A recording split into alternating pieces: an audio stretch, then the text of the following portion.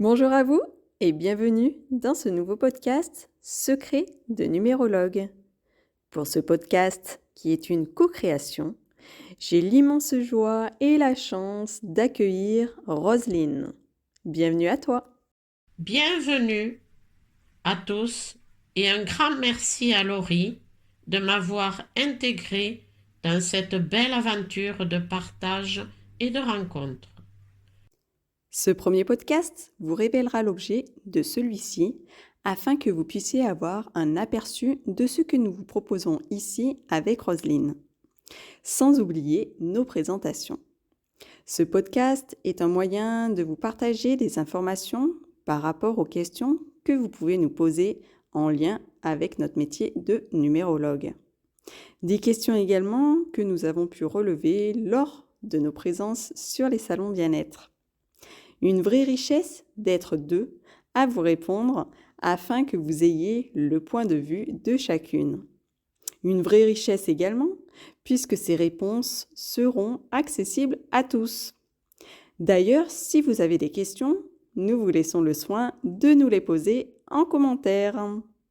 Ce podcast sera également un moyen de vous partager des informations qui nous semblent importantes par rapport à la numérologie.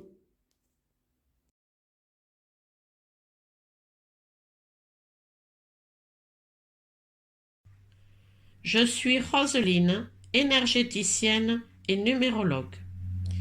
La numérologie m'a permis de mieux comprendre mon parcours de vie et j'aimerais vous faire partager cette expérience car connaître ses propres nombres permet de mieux appréhender sa vie.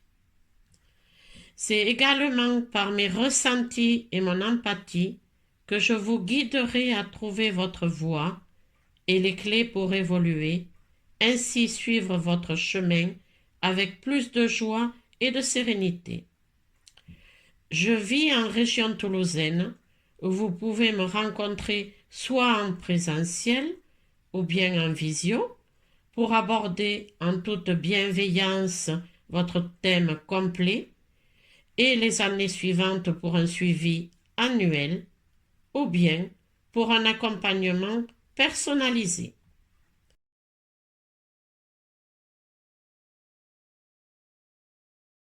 À mon tour de me présenter, je suis Laurie, j'exerce les métiers de numérologue et praticienne en herboristerie.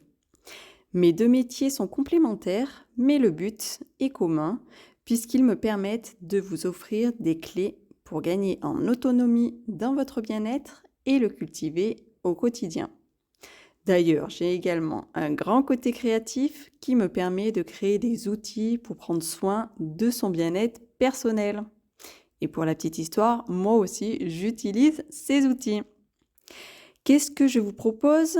Eh bien, pour le côté plantes, j'organise des balades et des ateliers sur les plantes sauvages, comestibles et médicinales, où je vous transmets mes connaissances sur ces joyaux de la nature. C'est un savoir qu'il est urgent de réapprendre.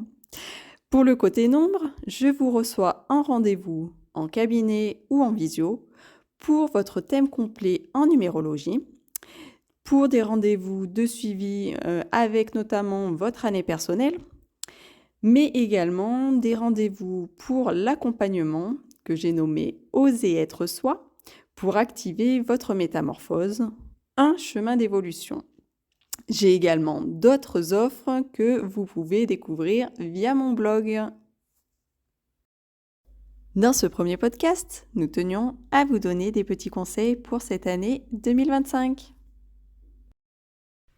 Mes petits conseils pour 2025 seraient avoir une présence à soi dans l'instant présent, c'est-à-dire ni exister dans le passé en regrettant ce qui s'est passé ou pas, ni se projeter trop dans un futur que l'on ne maîtrise absolument pas.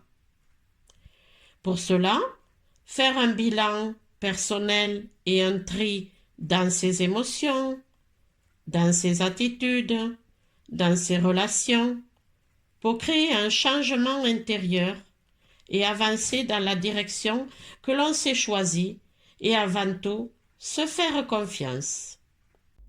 Pour ma part, voici les 5 conseils que je souhaite vous partager. Le premier, c'est de prendre le temps cette année d'être en processus de maturation. Donc pas de précipitation, même si on peut se sentir poussé. Le deuxième, c'est prendre le temps de s'interroger et d'aller sonder à l'intérieur de soi. Pour le troisième, c'est ouvrir grand les bras aux changements et aux transformations qui sont en cours afin de les accueillir, car résister serait néfaste pour soi. Le quatrième, c'est l'importance de revenir à des valeurs humaines, d'amour et de sagesse. Et le dernier, c'est garder son discernement et le cultiver, puisque c'est essentiel pour y voir clair, afin de discerner le vrai du faux. Nous espérons que vous avez apprécié ce podcast. Vous pouvez d'ailleurs nous le faire savoir par un like ou un commentaire. Et si vous souhaitez découvrir les suivants, nous vous invitons à vous abonner. Merci beaucoup de votre écoute et à très bientôt. À bientôt pour le prochain rendez-vous Secret de numérologue.